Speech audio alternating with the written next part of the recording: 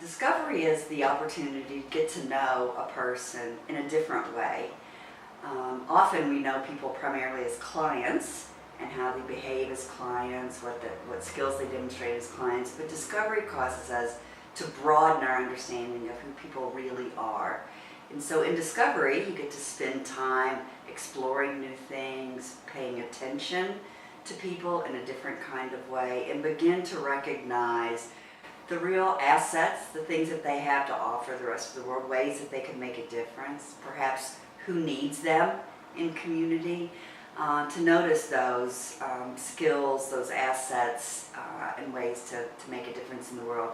It also helps you recognize what people really care about, what are their passions, what motivates people, kind of who are they really at their essence. And so uncovering what people's interests may be, and they're likely to be things that they might not have ever been exposed to before.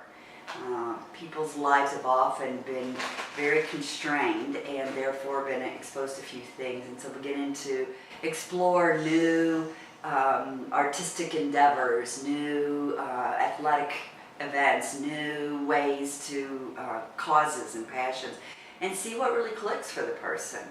And then it's also important to, in the course of discovery, to really uncover what helps a person be at their very best. So we refer to that often as conditions. And so what do people need to put their best foot forward? And that might be something as easy as they're much better when they're outdoors and in an open space than indoors. Or it might be that it's really important that it's something that requires a lot of concentration, because that's when a person really shines. Or it might be that it needs to be in an arena where it's noisy, and being noisy is what everybody's doing. But uncovering those kind of conditions and the kind of support that people need to be at their best. So when done well, discovery is a pretty sophisticated art, really, but there are some rules of thumb that can be really helpful when approaching that. A good place to start is to spend time with people and come to understand their world as it is right now. And then to begin to think about, if this is true about the person, might this other thing also be true?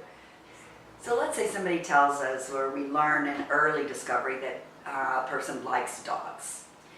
That could mean a whole lot of different things, really. It could mean that they enjoy the companionship of a dog and therefore, are really seeking more social opportunities in their life. It could mean that it's the only responsibility they have in their lives is feeding the dog and walking the dog, and therefore, really part of what they're saying is that they want more responsibility. They want to be a caregiver or to contribute. It might be that dogs have been a huge family. Part of the family culture, and therefore the person's really saying, I love being part of my family culture. And you could look at other things in the family culture. But what you're really trying to do in discovery is take this information and imagine or extrapolate what else could it mean. What might be more highly valued that fits that person. So you're not making that decision. You're taking one piece of information, saying, I wonder if that also means. So in the case of the dog, you might go somewhere and observe the person spending time with a dog or dogs. You might go, for instance, in a discovery activity, to the local pet store. And by being very observant during that time, you'd learn a lot. You'd learn how comfortable they are, how much do they know about dogs. Are they more interested in interacting with the people there than they are the dogs, right? You'd notice a lot of things that would give you good information. And from there, you might also ask, and explore with the person, how do you feel about animals that are becoming extinct? What do you think about the polar bears? Is that something that matters to you? Right? And so you're constantly looking to new possibilities for people. They're going to create better opportunities that are going to help create opportunities for more valued social roles. They're going to create more opportunities for relationships. They're going to create opportunities for challenge and new adventures in their life. And so discovery helps you through the process of beginning with who the person is and beginning to look at who they might be.